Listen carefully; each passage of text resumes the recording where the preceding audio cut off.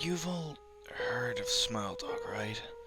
That terrifying picture of a husky smiling in a demonic way? Yeah, that one. Well, I was looking at internet memes and scary stories a few months ago. I stumbled across an urban legends video, which I found intriguing. I watched the video and it told us a few basic facts about spontaneous human combustion and sleep paralysis. The video also contained a couple of screamers to kill the mood a little. The end story was of Smile Dog. It simply presented the picture and told the viewer the legend.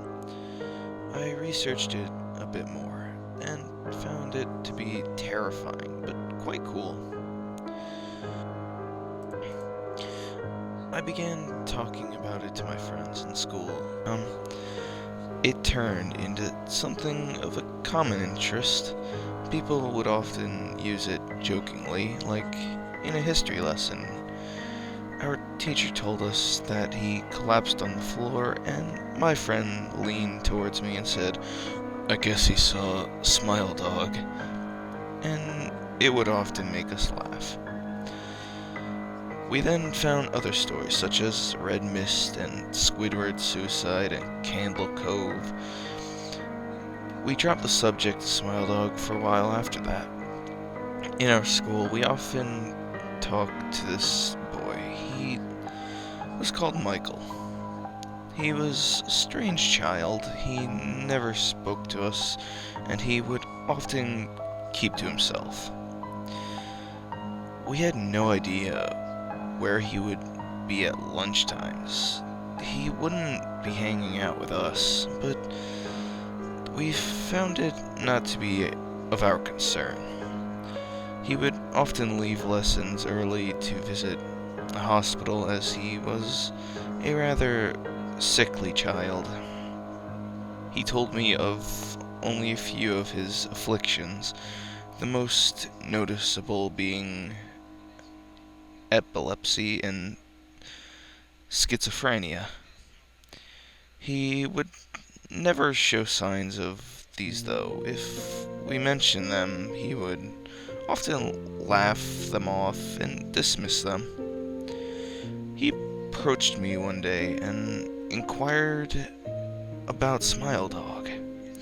I replied, "Oh, that thing? Yeah, that's obviously fake." Can I see it? I didn't save it or anything. Ah! But Just look it up, okay?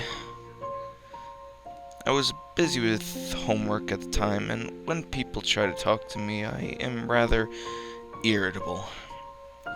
He walked off without looking back. I didn't see Michael the next day. He was supposed to be in a few of our lessons, but he wasn't there. Nobody, not even the teacher, knew where he was. It was after our first lesson, I was called into the headmaster's office.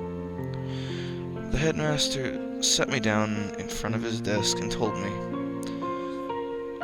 "Your friend Michael has been instated to a psychiatric hospital. Apparently, he saw something scary and he kept having visions of it.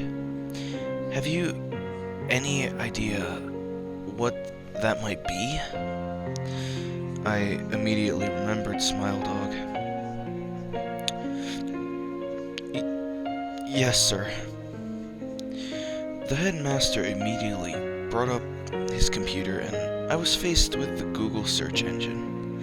I changed the search to image and typed in Smile Dog. I showed the headmaster the full, unedited image of Smile Dog. He said, "Oh my," and told me that Michael wanted to see him. He immediately arranged transport for me to the psychiatric hospital. I entered the colossal building with the headmaster, where he was stopped by a doctor and said, "Michael only wants his friend."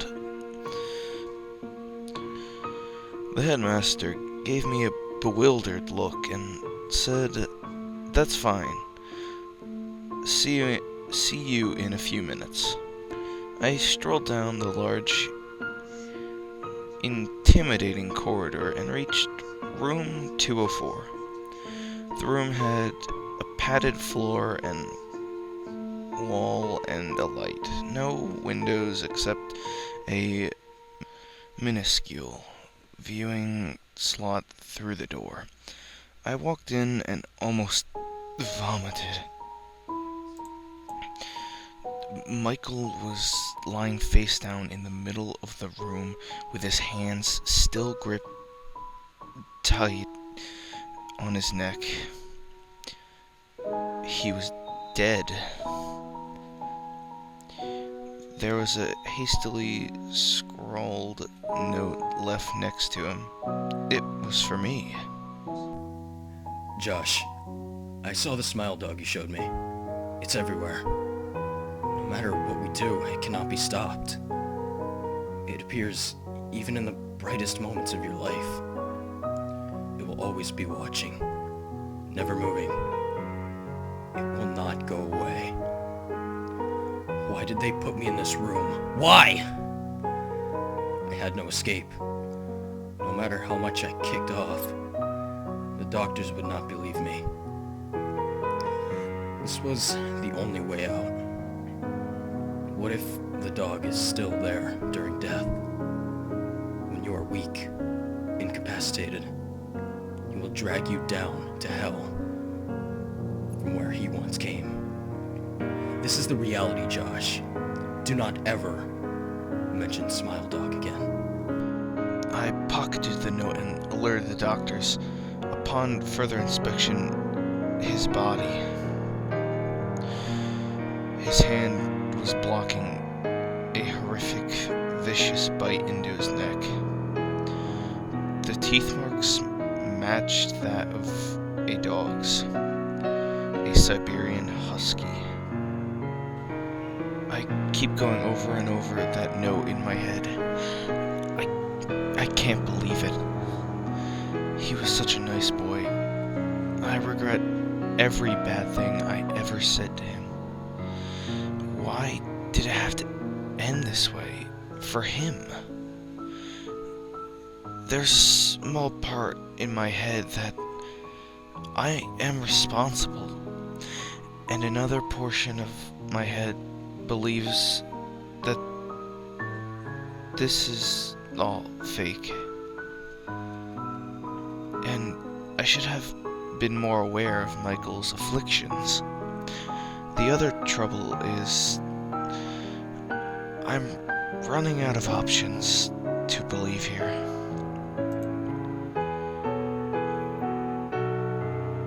I didn't know schizophrenia was contagious. I keep seeing that damn able dog in the corner of my eye everywhere I go. It's starting to get on my nerves. Wait a minute. Is that? No. I'm hearing panting and scratching on my door. Let me investigate. I'll be back in a sec.